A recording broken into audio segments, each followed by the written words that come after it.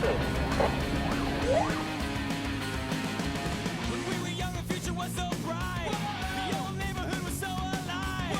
And every kid on the whole damn street was gonna make it big and not repeat. Now the neighborhood's cracked and torn. The kids are grown up, but their lives are worn. How can one little street swallow so many lives? Nothing's free. Longing for used to be. Still it's hard to see.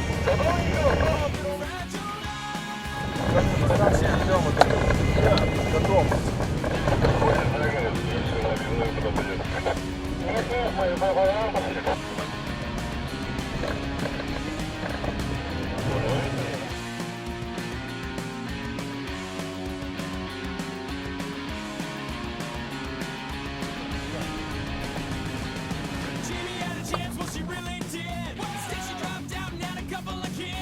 Marcel lives at home 'cause